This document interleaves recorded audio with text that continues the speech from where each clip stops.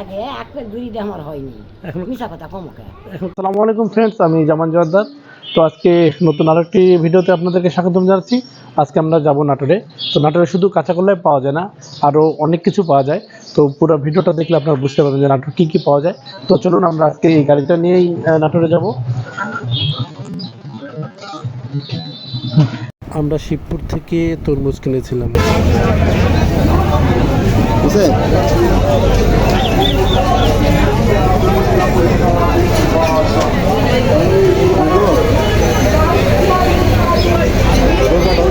ভালো আছে, খালি কালার আছে। মূলত এবার আমরা একটা লিচুর বাগানে চলে আসছি। এই লিচুর বাগানটা আমার নিজের হাতে করা। আপনারা দেখতে পাচ্ছেন, দেখেন অনেক সুন্দর লিচু ধরেছে। মানে এইবারে প্রথম লিচুটা আসছে, সেটা আপনাদেরকে দেখাই।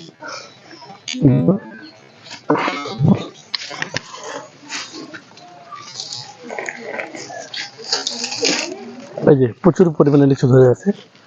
তো আমি একটা লিচু পারি, পেটে খাওয়ানোর চেষ্টা করছি, দেখি কেমন লাগছে। দেখেন, এই যে নিজ হাতে নিজের লাগানো গাছের লিচু খাইতে অনেকটা ভালো লাগছে, অনেক টেস্ট। মূলত এই গাছটা আমি নাটোর থেকে নিয়ে এসেছিলাম। আমার 14 স্যার সাইফুল স্যার, ওনার বাসা নাটোরে। ওনার মাধ্যমে আমি গাছগুলো পেয়েছিলাম এবং ভাবি, সাইফুল স্যারের মিসেস ভাবি, উনি আমাকে অনেক হেল্প করেছিলেন গাছের ব্যাপারে। এই গাছটা আমি অনেক বড় নিয়ে এসেছিলাম, মানে এইবারই প্রথম লিচু ধরেছে এবং লিচুটা অনেকটাই ভালো, এখনও অনেকটা পাকেনি। আপনারা দেখতে পাচ্ছেন, দেখেন হিউজ পরিমাণে ধরে আছে লিচুটা। এই গাছটা আমি নাটোর থেকে নিয়ে এসে লাগাইছিলাম, রেডি গাছ।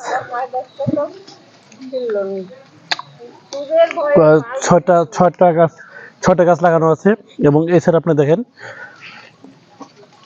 এই যে আমরুপালির গাছ আম লাগানো আছে, এখানে লেবু ধরে আছে। এগুলো সব কিন্তু আমার হাতে লাগানো এই বাগানটা।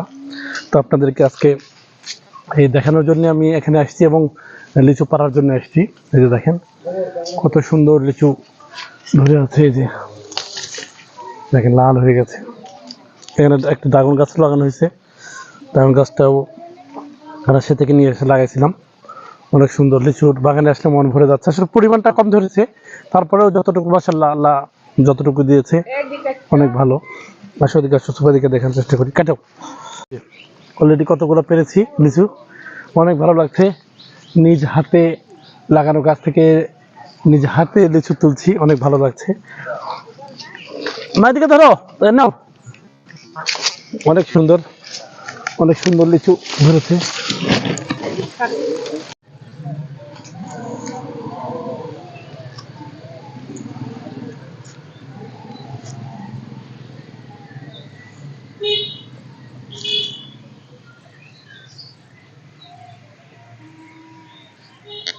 সিগারেট কি এখন খান? হ্যাঁ, খান না? আগে খেতেন?